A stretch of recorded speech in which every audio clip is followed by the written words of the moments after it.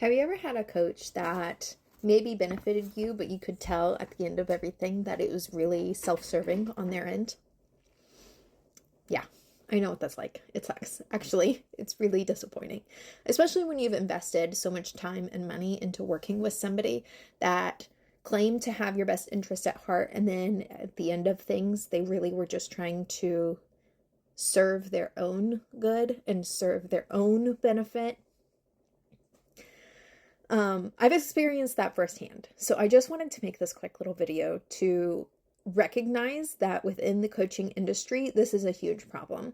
And you definitely don't have to take my word for it, but I've put in a lot of effort and I've invested in the education to ensure that I am not coming from that space.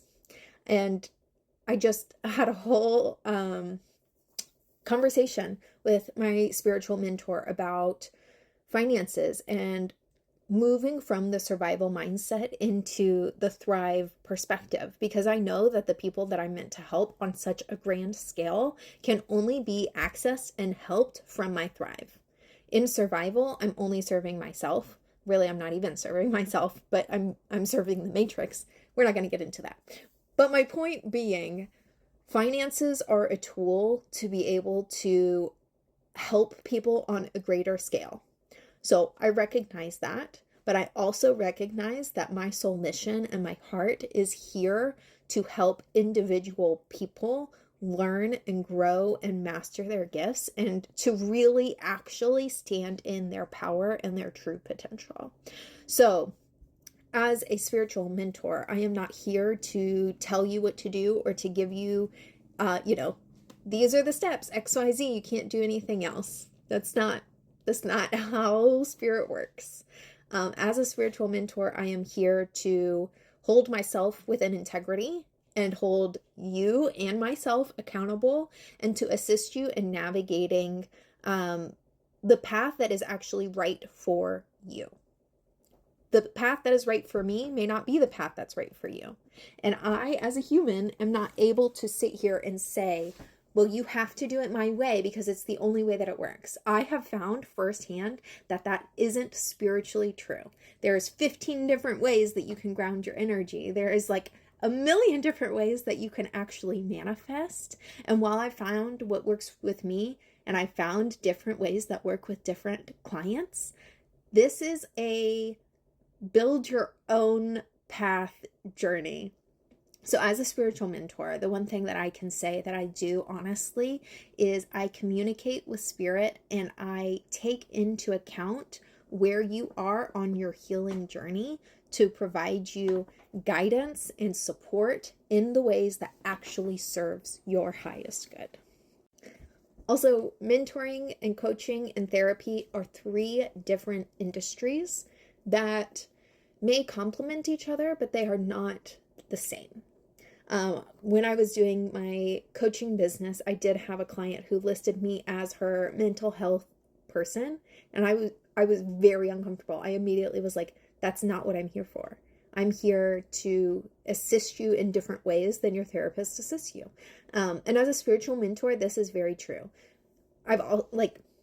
When I say I am trauma informed, I mean I am experienced in healing trauma and working with individuals who have trauma. I didn't just take a class and now I'm trauma informed. It's very much a part of my experience and part of my practice of taking into account the mental barriers and conflicts that you're dealing with, as well as your physical reality. You cannot bypass the physical. You can't. The spiritual can help aid you in shifting that, but you cannot just immediately launch into being healed because you did a couple of meditations. It is a lifelong practice and dedication. All of that to say, spiritual mentorship is not a replacement for therapy, but it can greatly complement.